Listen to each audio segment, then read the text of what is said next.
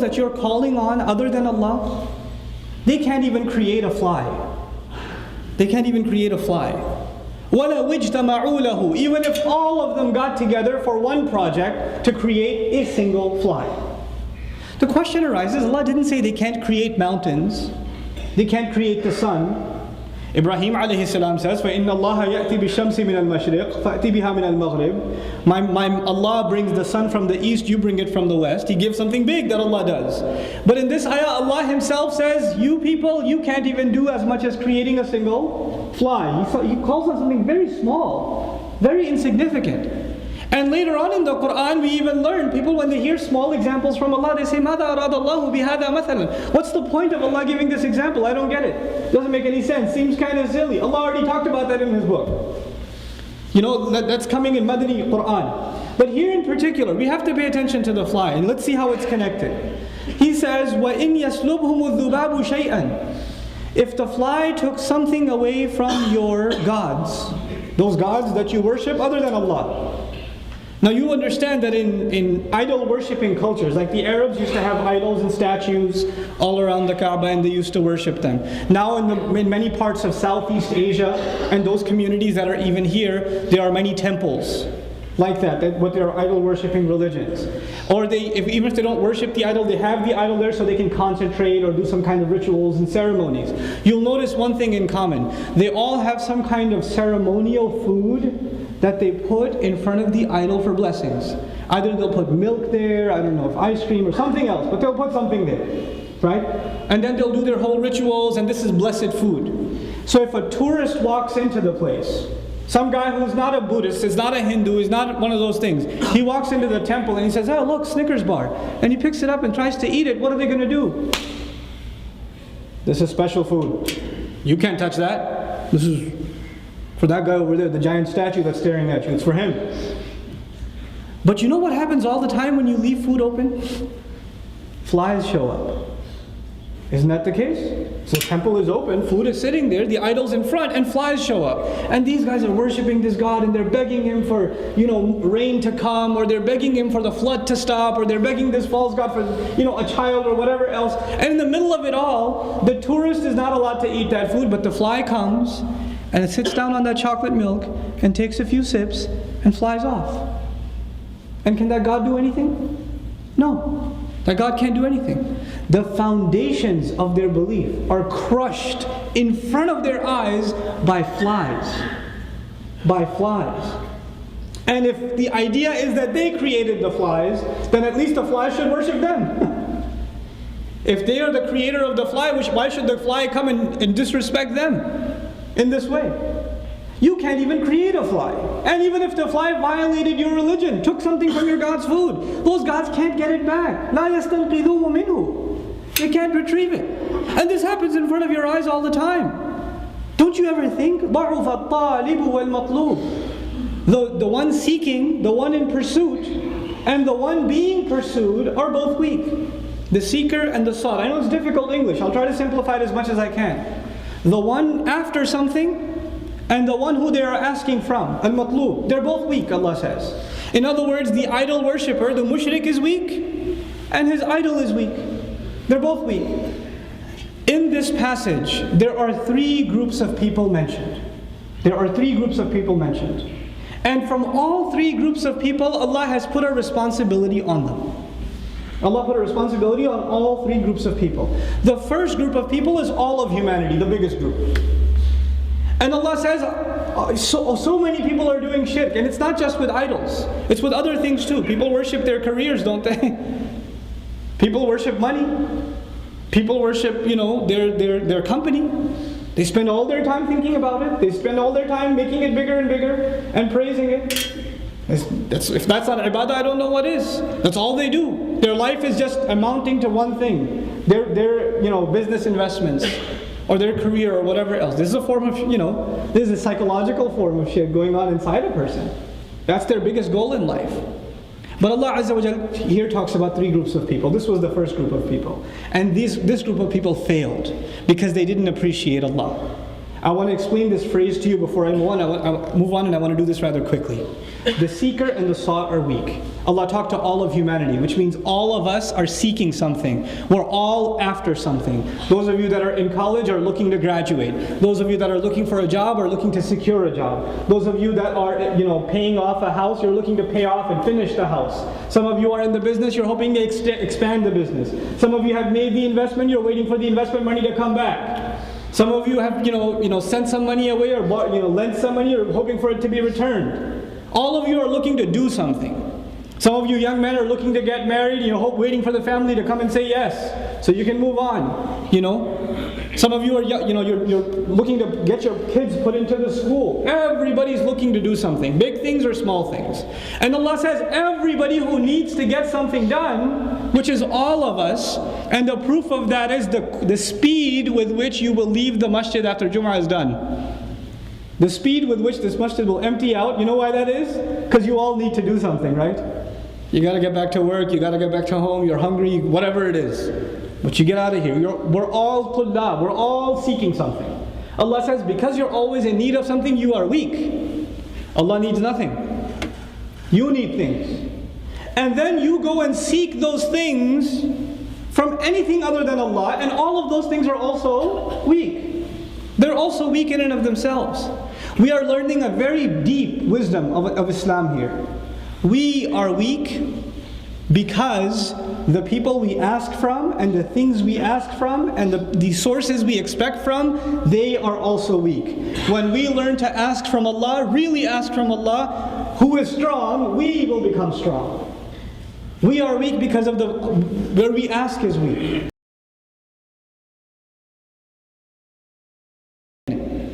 And this is a very intelligent person. Back when I used to live, in the East Coast, I even heard of sad stories. Young Muslim boy wants to marry this girl. The family said no, and he's obsessed with this girl, right? He killed himself, jumped off the Queensboro Bridge, committed suicide. Why? Why does these things happen? When people seek something that's from creation, and they don't get it, then their own weakness comes out. That's why many of you are so unhappy. That's all you seek is in this world. You just want your son to be this way or that way. You want to pay off the house. You want to get out of debt. You want to save this much money. You want this, you want this, you want this. You're seeking. And you're thinking to yourself, the moment I get these things, I'll be happy. You will never be happy unless you turn to Allah. أَلَا بِذِكْرِ اللَّهِ تَطْمَئِنَّ الْقُلُوبُ. So what does Allah Azza wa Jal say in the next ayah? He says, مَا قَدَرُ اللَّهَ حَقَّ قَدْرِهِ. They didn't appreciate Allah like He deserved to be appreciated. What a beautiful conclusion. Because we're so busy appreciating everything else, we didn't have time to appreciate why we're really on this earth. And I give you some negative examples. I want to give you a positive example. A family I really admire. They were in one of the states in this country and they were afflicted by a flood. Family lost everything. They used to make at least $100,000 to $200,000 in car sales, luxury car sales a month, just sheer profit. And all the cars they used to buy were imported, and all of them were paid in cash. I mean, they were doing well for themselves.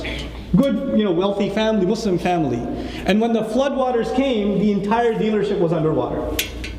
So their entire business disappeared overnight. Just overnight, the whole business disappeared. When I went to visit them sometime later, the brother still had a really nice car. He had a Lexus LS 450, the elite class Lexus, and he used to deliver pizzas in that Lexus. But you know what? Anybody else who would lose a business like that, worth millions, they would commit suicide. They'd go to CVS, buy a whole bottle of Tylenol, pop the whole thing, and be done with it. This guy's got a smile on his face. He goes home after delivering pizza with his family, and they're all sitting there looking so happy and content. And I just couldn't help myself. I was like, how come? How come you guys aren't going crazy? How come you're not depressed? I'm so sorry to hear about your loss. All you see on their faces is smiles. It's a very powerful thing to see that. A whole thesis can be written on just why these people are happy. How come they're not suicidal and deeply depressed? And you know what he said? Allah still give us a roof over our head. There's still food on our table. And back then I used to be worried about invoices and deliveries and taxes and this and that. Now I get more time to go to the masjid. What can I complain about? SubhanAllah. When somebody seeks Allah, then these things they understand. Allah gives and Allah takes. But the one thing nobody can take from you, but the only one who can lose it is you yourself, is your love and your relationship with Allah. That's the only thing we can't afford to lose. What can the enemies of Islam take from us? People that hate us, they can take our homes, they can take lives, they can humiliate, they can take away anything they can. But the one thing they cannot take away is our relationship with Allah, because that's inside the heart. That will be with us. We have to be the people that appreciate Allah. Allah complains. He complains about the rest of humanity. مَا قَدَرُ اللَّهَ حَقَّ قَدْرِهِ. They didn't appreciate Allah like He deserved to be appreciated. I told you in the middle of this khutbah, there are 3 groups, right? This was the first group. The second group, Allah Azza wa Jalla says, Allahu yastafi min al-malaikati rusulan wa min al-nas. Allah chose by His special selection certain messengers that from among the angels, like Jibreel alayhi salam, He chose him, such an army of angels, and He chose one to deliver the message. وَمِنَ النَّاسِ, and He selects messengers from people also. Musa alayhi salam is chosen. Isa alayhi salam is chosen. Of course, finally, and as a climax, Muhammadur Rasulullah sallallahu alayhi wasallam is chosen. Why does Allah mention this right after that conversation? Remember, right in the previous conversation, Allah Azza wa Jalla is complaining about how we didn't appreciate Him. The next conversation is, here's who you should learn from. These are the people I chose. These are the creatures of Allah He chose that truly appreciate Allah. And they came to teach you how to appreciate Allah. That's why they came, so you can learn.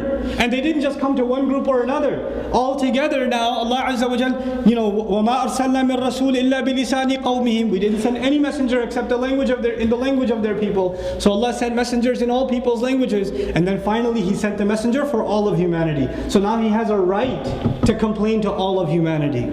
Because the messenger for all of humanity is here. He's here. So why didn't you take advantage of the messengers? Now very few people took advantage of the messengers. Very few people benefited from that message. And that's the third group of people. So the first group was humanity, the second group was the messengers, and the third group is the Muslims. Those who believed, those who accepted the call of messengers. Now Allah turns His attentions to them at the end of this surah. I'm skipping a little bit, I'm taking you to the end. Ya ayyuhal ladhina amanu. This is the address. Irka'u. Make ruku'ah. Wasjudu. Make sajda. Where did we learn to make ruku' and sujood? That didn't come to us on our own. We could only have learned that from the Messenger sallallahu alaihi wasallam. وَاعْبُدُوا رَبَّكُمْ, and enslave yourselves and worship your Master. All the acts of worship. What dua to make when you walk into the masjid, the house of Allah. What dua to make when you leave the house of Allah. What dua to make when you enter your home, when you leave your home, when you put your clothes on. What to say when you start eating. What kind of foods you should eat. What kind of foods you cannot eat. What can you look at, what can you not look at. How can you dress, how can you not dress. Where did all of that come from? The messengers that already came to teach. Now it's time for you to apply. اُعْبُدُوا رَبَّكُمْ وَافْعَلُوا الْخَيْرِ, and do good things. Do good things. Find opportunities to do good things. Look at the beautiful general ending. اُعْبُدُوا رَبَّكُمْ is for Allah. We worship Allah.